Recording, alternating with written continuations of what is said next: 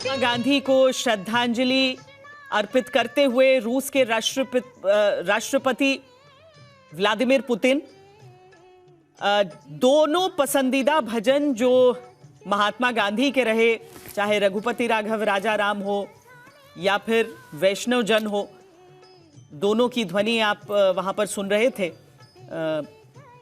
Vladimir Putin ने अपने श्रद्धा सुमन अर्पित किए हैं राष्ट्रपिता महात्मा गांधी को। और हिमांशु, ये आज इसके साथ ही जो समारोहिक जो उनकी आज की प्रक्रिया है वो आज यहाँ पर इसके साथ ही संपन्न हो जाएगी। और अब आगे जो है वो दोनों देशों की बातचीत और फिर जो व्यापारिक चर्चाएं हैं वो आगे बढ़ेंगी। हालांकि निकलने से पहले वो राष्ट्रपति द्रौपदी मुर्मू से फिर मिलेंगे शाम 7 बजे। हिमांशु, देखिए बिल्कुल, अब जो है राजघाट पे महात्मा गांधी को श्रद्धांजलि देने के बाद जो है रूस के राष्ट्रपति पुतिन जो हैं वो हैदराबाद के लिए रवाना हो रहे हैं, जहां उनको बायलैटरल एग्रीमेंट्स पे साइन करना है और कुछ एमयू जो हैं उन पर साइन करना है। और यहां उन्होंने श्रद्धांजलि दी। और जैसा आप भी बता रही थी श्वेता कि महात्मा गांधी के जो दो प्रिय भजन थे वो दोनों ही भजन जो हैं हमेशा राजघाट पे बजते रहते हैं और वो मधुर वाणी के अंदर हमेशा जो भी लोग यहाँ पर महात्मा गांधी को श्रद्धांजलि देने आते हैं उनके कानों में जरूर गूंजते हैं। लेकिन इतना जरूर है कि रूस के राष्ट्रपति पुतिन अब यहाँ से श्रद्धांजलि और देने के बाद जो है वो हैदराबाद हाउस के लिए रवाना हुए हैं। और अब से कुछ देर में जो है वो हैदराबाद हाउस पहुंचेंगे। जैसा मैंने पहले भी बताया कि वहाँ वो बायलैटरल एग्रीमेंट के साथ साथ जो है एमयूज पे जो है उनके साइन होने हैं, जो आर्थिक क्षेत्र में भारत और रूस को मजबूती देगा।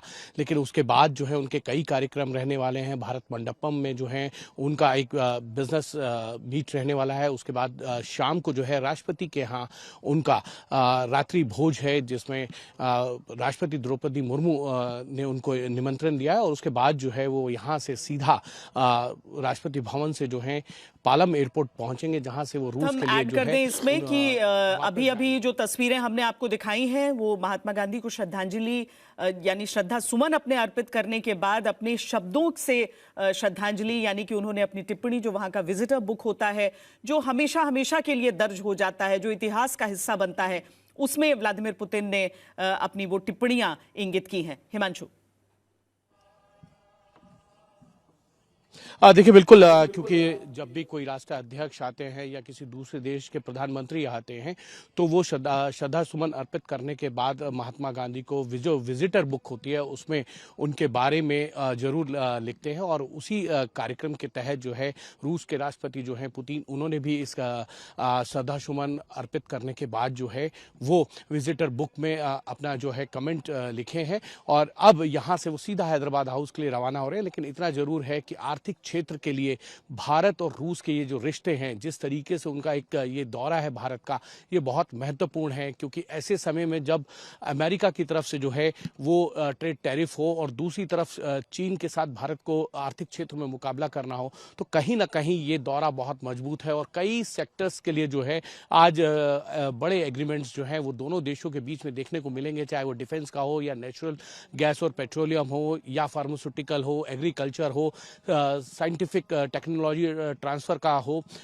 तमाम ऐसे सेक्टर्स हैं जिन पर भारत और रूस एक साथ आ सकते हैं। और भारत के लिए सबसे बड़ी बात ये रहेगी कि टेक्नोलॉजी ट्रांसफर के साथ साथ जो है प्रोडक्शन वो भारत में होगा, तो कहीं ना कहीं इसका फायदा व्यवस्था के लिए भारत में आने वाले सालों में जरूर देखने को मिलेगा।